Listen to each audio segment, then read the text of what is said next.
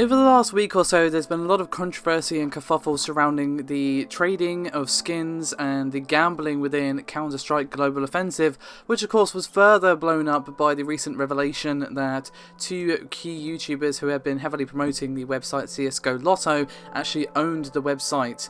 Now obviously there's been a lot of people weighing in with their thoughts and opinions on this particular topic, including myself. However, we have now had the thoughts from three real lawyers, Bryce Blum, Ryan Morrison and Jeff Ifrah. They basically held an AMA on Reddit, which I will link in the description below, to dissect key issues. Now, they are often in disagreement, so I don't think anything's set in stone here. This is a very thorny, complicated issue, but they do discuss, in their opinions, whether or not skin gambling is actual gambling in the eyes of the law. Now, Blum said, quote, "For my money, I think this is a no-brainer because the secondary market is prominent, permitted to exist, and skins have widely known value. That being said, there isn't a case directly on point here, so it's impossible to say for certain." Jeff said, quote, "In our work, the question is whether the skins are a thing of value. Generally, in traditional gaming cases, this means cash or chips. There is a recent court decision from Maryland, Mason v. Machine Zone, that stressed the distinction between virtual things of value and things of value with real-world value. I think this case will be instructive in the future. Skins, even with secondary markets, hold their value because of the gaming, which puts it squarely in the virtual world. If skins are virtual things of value, using them for gambling would be okay under most laws." Then they moved on to the YouTubers, which I mentioned just a moment ago, whether or not they're likely to face criminal proceedings.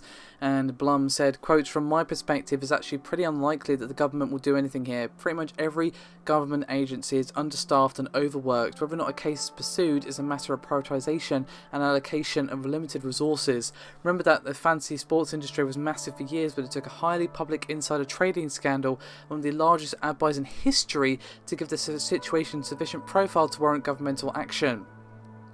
However, Morrison disagreed here, saying, quote, "I respectfully disagree with Bryce and think jail time and or criminal charges are a real possibility here. DAs go after juicy stories to build their careers, and this is that. Thousands upon thousands of kids are tricked into spending money on a site that they lied about not owning. There'll be one state that goes in on all this, and that's all it takes. I really believe that." Now, and the last thing I want to touch on, and as I said, the full AMA is really lengthy, so I suggest you look in the description below this video to get the full sort of workaround and feel for everything these guys had to say about this very complicated situation. But the last thing I want to touch on is the Valve case, which of course is a lawsuit which potentially could turn into a class action against Valve for this very issue. And Morrison said, quote, "I don't think the lawsuit against Valve will go anywhere, but it definitely has legal ground. While I expect it to settle quickly and not see a courtroom, keep the following in mind. Valve owns every single skin that exists. You don't buy skins, you buy a license to use the skins. Valve has been reported as actually helping to run these websites, specifically CSGO Lounge, according to Bloomberg. Valve allows you to buy and sell skins on their own market and allows unregulated gaming sites to use their API to operate with ease. So if you own every skin, help run these websites that gamble them, and then turn these skins into quick and easy cash, that's a recipe that some folks may call not wonderful. For what can they do? They can stop letting these insanely popular websites use their marketplace so easily." So there you have it. Those are some thoughts from some actual real lawyers with, knowledge about US law, which I definitely don't have, but the biggest issue I think that may actually make this worthwhile for a DA or someone like that to pursue is the YouTubers in question are, some of them have audiences of younger children who should not be gambling under any US law. They couldn't just walk into a casino and gamble or anything really. At least here in the UK, you have to be 18 to gamble. In the US, it's even more strict. You have to be in, you can't gamble wherever you want. It has to be in certain places. You have to be over a certain age. No matter where you go, pretty much, you can't gamble real money if you're a kid.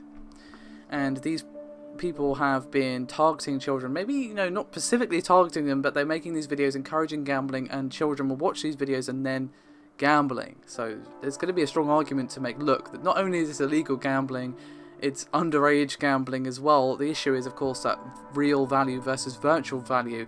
They essentially function the same as chips, but it's not a real thing that you can hold in your hand, I guess. So it might be a bit of a more complex issue than it initially appears, which is why I wanted to discuss the thoughts of some real lawyers here, because obviously they have a perspective that myself or any other people who have spoken on this issue can really offer, and unless they themselves are lawyers, of course. So while it didn't really shine super bright spotlight on things. It did give us a bit more perspective into what we can actually expect here.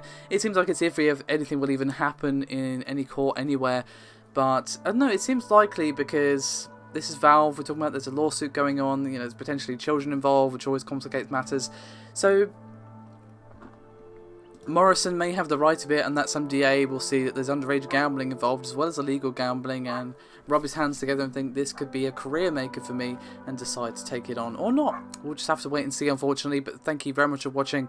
I'll see you next time.